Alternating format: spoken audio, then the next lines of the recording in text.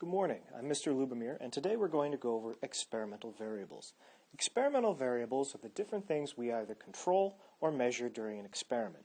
To illustrate this, we're going to go over some very simple examples just to give you an idea of what we're looking at.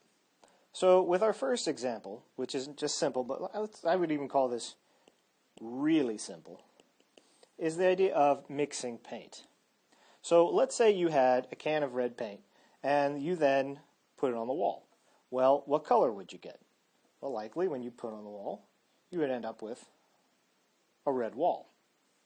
So let's take a look at what if we change that up. What if you wanted some different colors to put on that wall?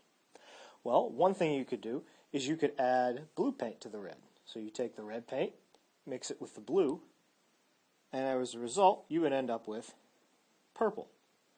Now, you don't just have to mix it with the blue. Let's say you decide to mix it with yellow instead.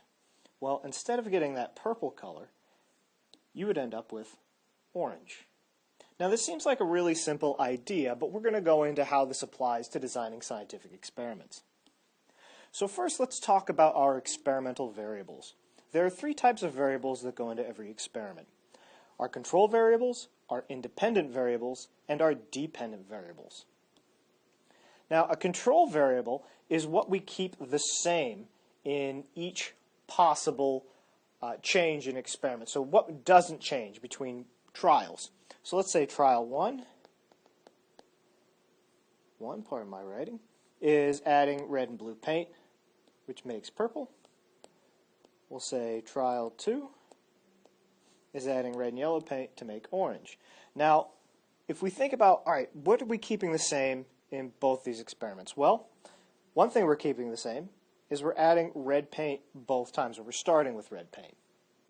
The other thing we're keeping the same is we're using a plain white wall, or that we're applying it to a wall at all. So anything that stays the same, so we're going to put that up here, anything that stays the same throughout the experiment. Pardon my terrible writing. Throughout the experiment.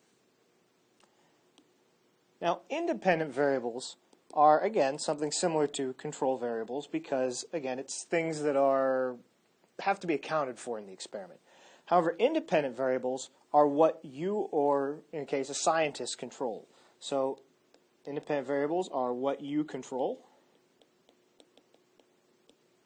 or change during an experiment. If we take a look at trial 1 and trial 2, what did we change? Well, we know that that red paint stayed the same because that's our control. However, we changed the color of paint that we added to it. So our independent variables, I'm going to abbreviate that IND, was the blue or yellow paint. Or in this case, we could just say the color of paint added. So independent variables, what you control, something that you change about the experiment. Dependent variables are what we measure to see if the independent variable had an effect. So what we measure to see if the independent variable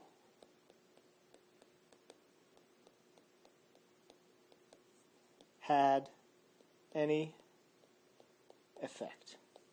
So, add red and blue makes purple, add red and yellow, we get orange. So what was different between trial 1 and trial 2 that we did not control? Well, the color of paint on the wall.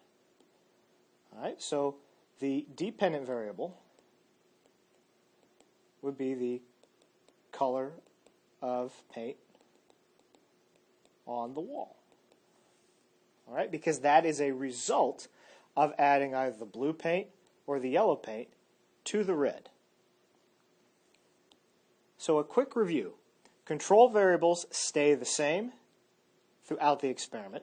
Independent variables are what you change, and the dependent variable is the effect of the change that you made.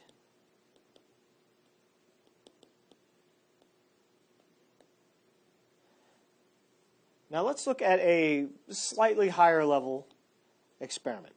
So let's pretend that, let's say that Matt is growing rose bushes, okay?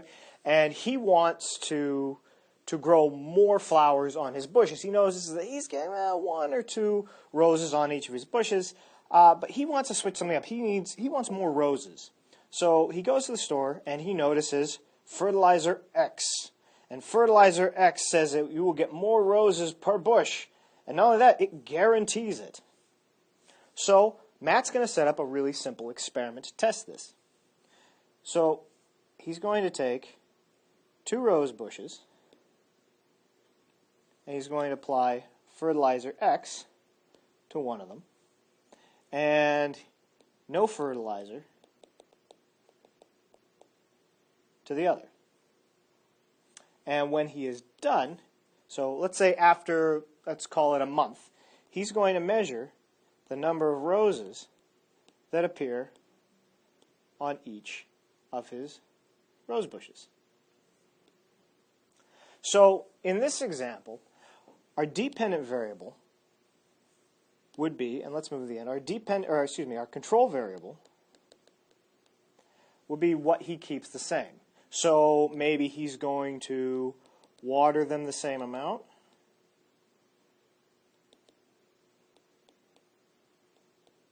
If they're both outside, they're going to get the same amount of sunshine.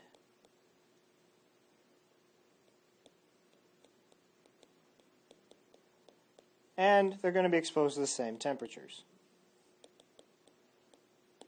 Now let's go ahead and think, what was our independent variable? What was Matt changing about each trial, about each rose bush? Well,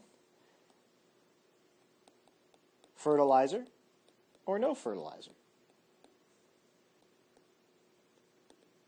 Because that is what he is controlling.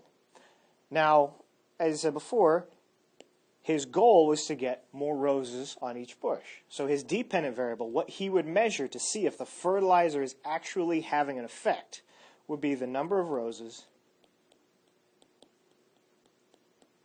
on each bush. So those are all the basic variables that you need to conduct an experiment. Let's go back to the review real quick just so you have it to look at. All these variables, I know we used really simple examples, but each of these variables is something that you are going to use when designing an actual experiment, whether you're just testing whether or not your fertilizer makes your flowers grow better, or you're trying to design a new type of rocket fuel. So make sure you know these variables anytime you're either reading about an experiment or designing your own.